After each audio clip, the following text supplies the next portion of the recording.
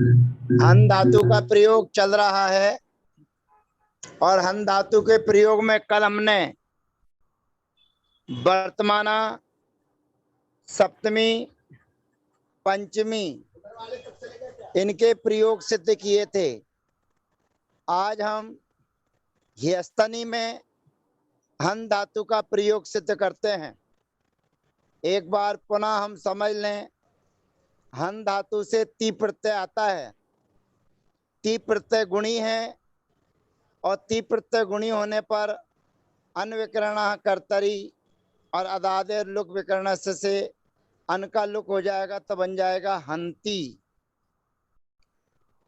द्विवचन जब आएगा तस् प्रत्यय आएगा, तो तस् प्रत्यय के आने पर यद्यपि हन धातु में ऐसा गुण करने वाला कोई साधन नहीं है कि जिनको गुण किया जा सके, परंतु गुण का निषेध करने के लिए द्वित्व बहुत्योश्च परस्मैः सूत्र जो हमारे बीच में है वो कहता है कि द्विवचन और बहुवचन में गुण का निषेध हो जाता है, और जब गुण का निषेध किया जाएगा तो जो तस् प्रत्यय है वे अगुणी कहलाएगा, और अगुणी होने के कारण हन धातु का जो ना है उसका लोप हो जाएगा। तो हन धातु के जब ना का लोप होगा वो कहता है अगुणी प्रत्यय के होने पर, अगुणी व्यंजन के होने पर जो सूत्र पीछे आया था उससे ना का लोप हो जाएगा, तो बनेगा हताहा, हंती हताहा। फिर घिनंती जब बनाते हैं, अंति प्रत्यय लाते हैं, तो अंति प्रत्यय भी अगुणी है द्वित्व परस्मय के कारण।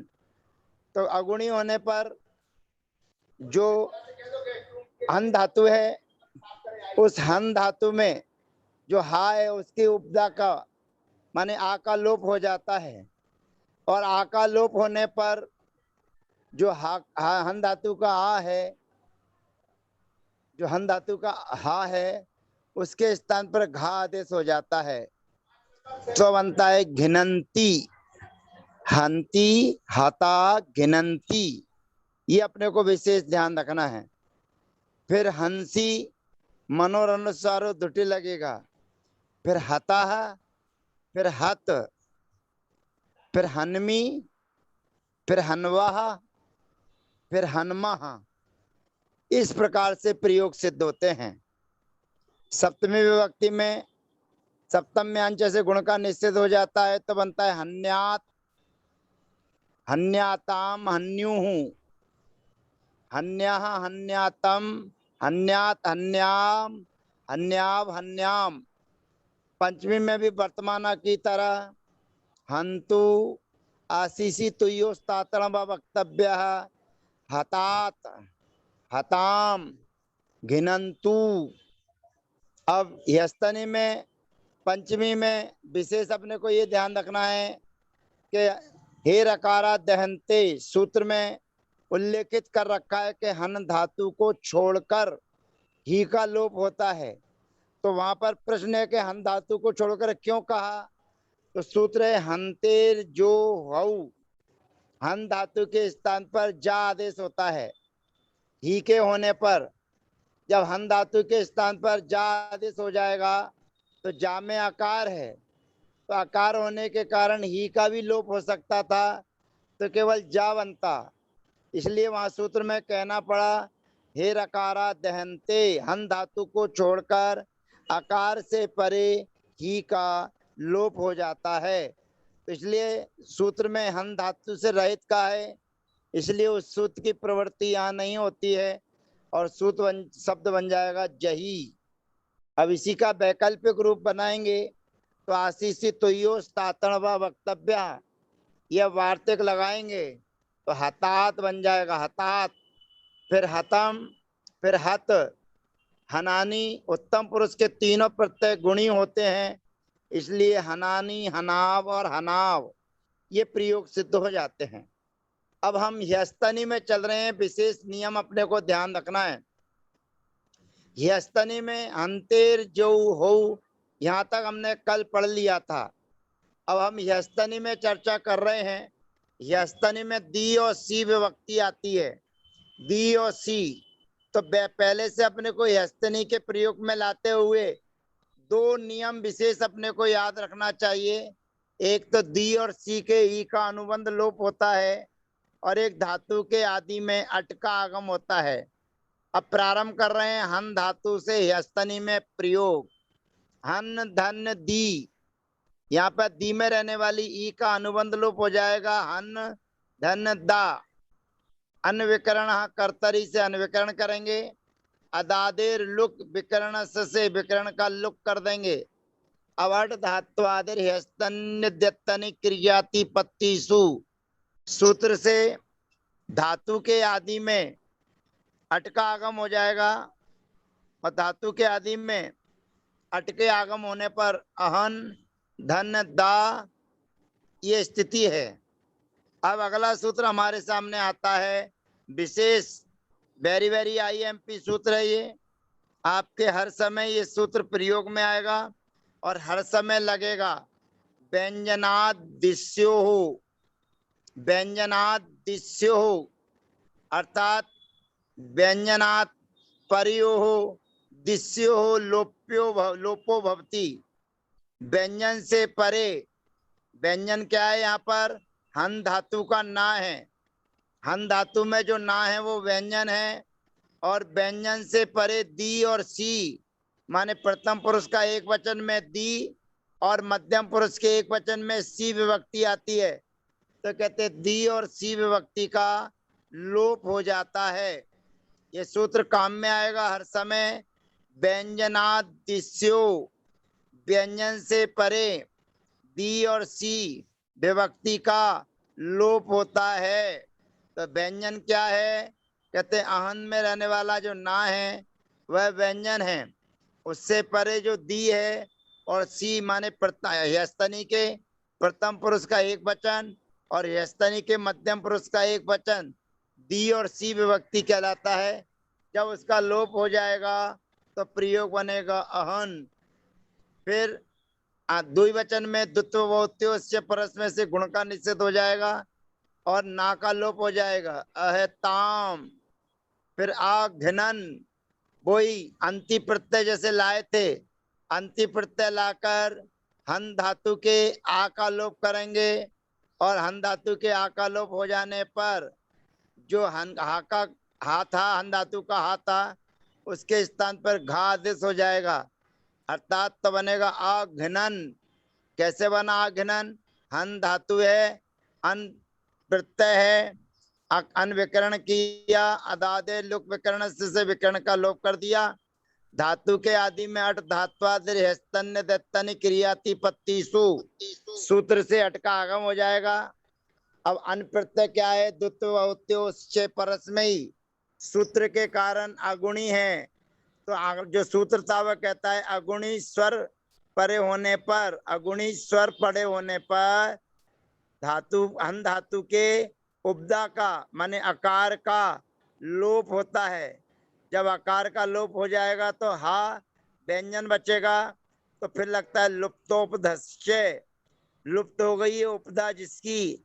ऐसे हन धातु के हा के स्थान पर घा आदेश होता है, तो घा हो जाएगा तो क्या बनेगा, आघ्नन।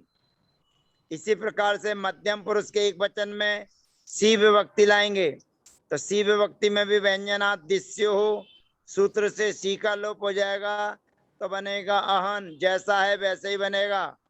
फिर अहन, अहतम, आहत, यहाँ पर अगुणी प्रत्यय होने के कारण नकार का लोप हो जाएगा।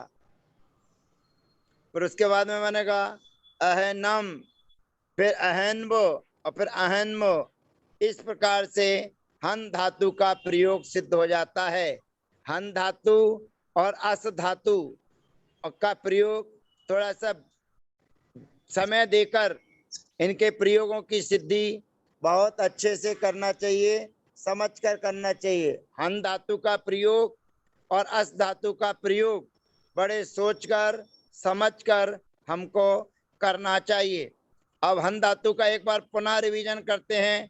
पीछे के सूत्रों से हम हन धातु की सिद्धि करते हैं कि कहाँ से हन धातु चालू हुई है, और 680 नंबर के सूत्र पर जाकर हन धातु विराम लेती है। तब हम चल रहे हैं पीछे की ओर, जहां से ये प्रकरण चालू हुआ है। हन धातु के लिए हम पीछे चल रहे हैं।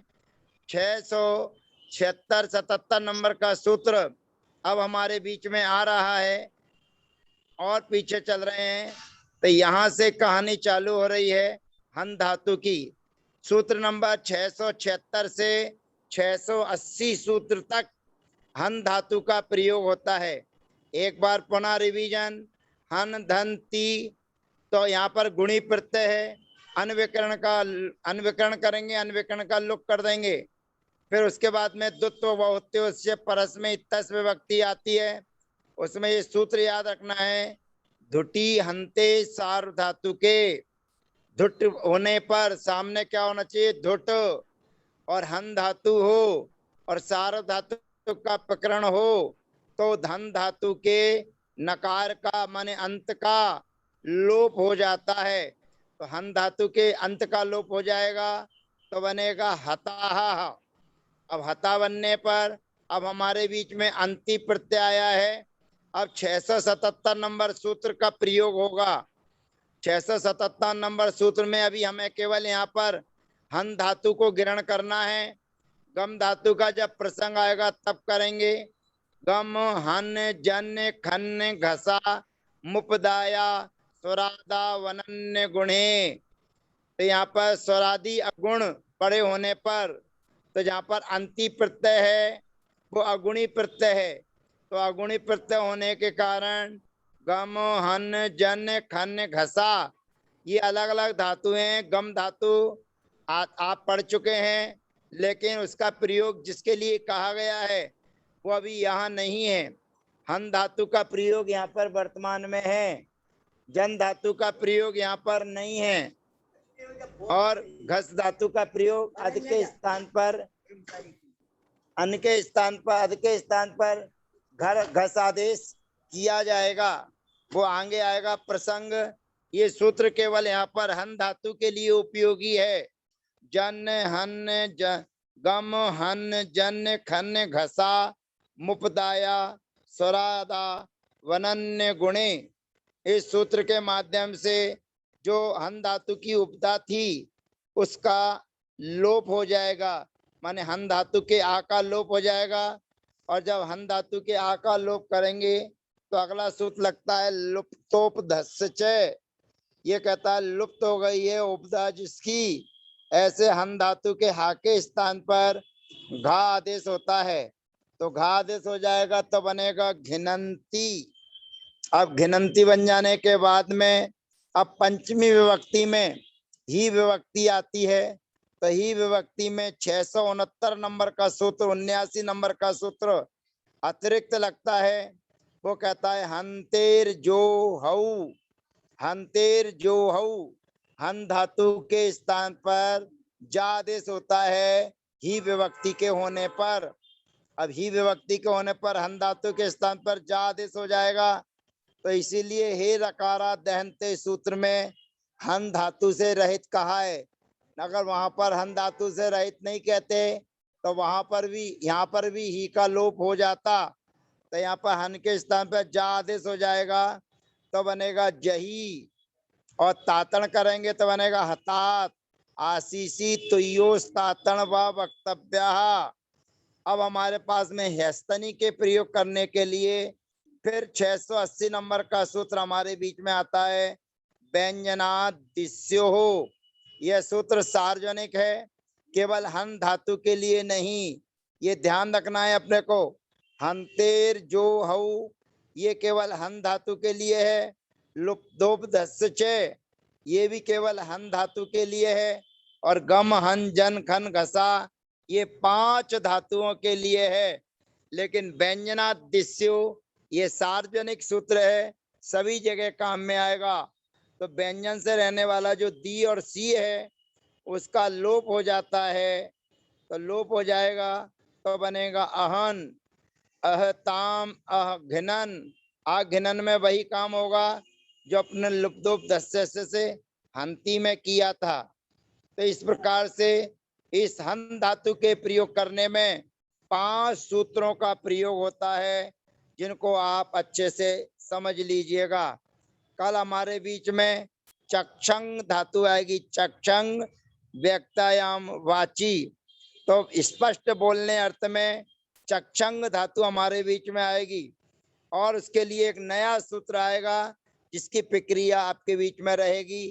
तो आज आप सभी ने हन धातु का अच्छे से प्रयोग सिद्ध कर लिया होगा, और अब आगे की चर्चा के लिए अगले सत्र में हम चक्षंग धातु लेकर आएंगे, जिस गण में कुछ धातुओं के साथ विशेष कार्य होता है। उन धातुओं की प्रक्रिया आपके बीच में दिखाई जा रही है, और सामान्य धातुओं में सामान्य कार्य होते हैं, तो उनको आप अपनी सुविधा अनुसार उनके रूप चला लेना चाहिए। तो अब हम अगले सत्र तक के लिए आपसे अनुमति और आज्ञा चाहते हैं। सभी को वंदना, सभी को यथा योग अभिवादन, सभी को जय जिनेन्द्र।